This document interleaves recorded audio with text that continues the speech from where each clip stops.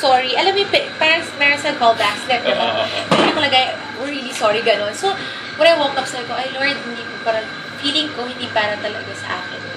Sabi ko, kung ano yung will nyo, okay lang, dun ako. So, after nun, hindi na ako nag-pray na, Lord, gusto ko tong role na to. Wala na. Kumbaga, feeling ko na-give up na ako dun eh. Then, after, 10 months, I got an email from them. Sabi, they're offering me the role of Gigi. Naparoon daw nila, camera natin, yung audition video ko nila dito sila. And, kailangan talaga nila yung Batang Kim, ganyan. So, kung interested daw ako, ayan. So, tinanong nila, yung feeling ko, joke ba to? While reading the email, parang napag-pause ako. Hindi ko alam kung maniniwala ba ako dito. That moment, hindi na nag-matter kung anong role yung in-offer Kim or Gigi, kung ano man. Yung feeling na, totoo ba itong nababasa ko? Ino-offeran nila ako ng role sa Miss Saigon. Yun na lang yun. And, but what, was there any struggle or were you... I mean, worries, concern ko after reading that, yung two-piece. Yun talaga, kasi sabi ko, Gigi. Alam naman natin lahat ng sexy role na yun. Ang mga una ko talagang tinawag, well, I told my mom about it. Sabi ko, Mama, din-offer nila yung role na to. Eh, si Mama, feeling ko wala naman idea si Mama kung ano yung suot doon, ano mga characters. Tapos, ang una ko mga tinawagan talaga yung si Direk Bobby, of course, si Viva, and sa church namin, okay lang po ba ito, no? Kung ano. Pero lahat naman sila, kumbaga, positive naman lahat. Nag-go naman sila doon. And ako, naging at peace na naman ako after hearing everyone. And of course, I prayed about it na kung para sa akin to, magiging smooth lahat. And ganun nga yung nangyari. Tuloy-tuloy na rin. After a month, yung pinapunta nila ako sa London. Nang parang wala akong ginagawa. Parang sila lahat nag-aayos. Naging madali lahat for me. And, ayun. Yeah. So, you're ready for the role? Parang wala akong choice but to be ready. Oo. Kumbaga ngayon lang talaga.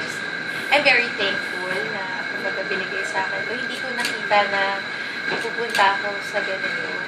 Wala talaga. Miniisip ka ba nang namimiss mo habang wala ka sa Pilipinas?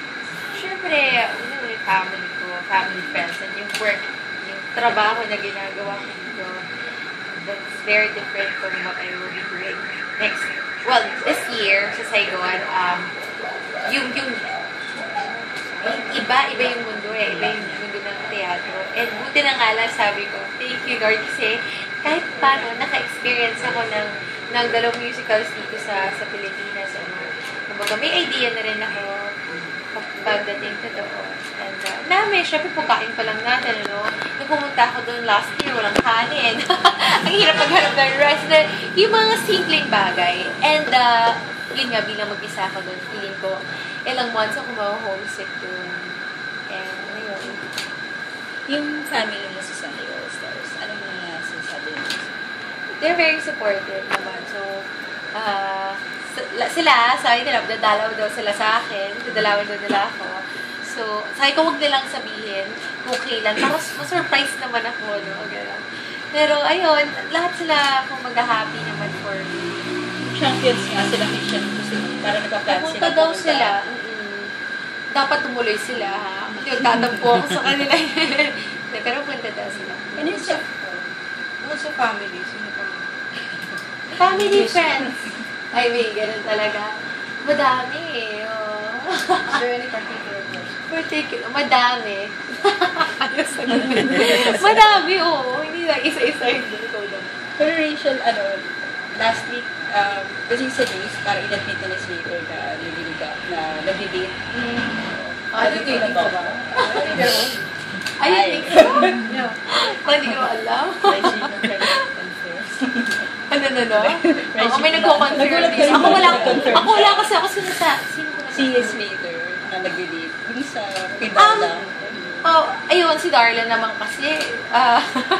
Si Darla kasi friend naman namin si Darla. So, Kumbaga wala namang problema, yung nakikita rin naman kami lumalabas, yes, we're dating. Kumbaga, so yun lang.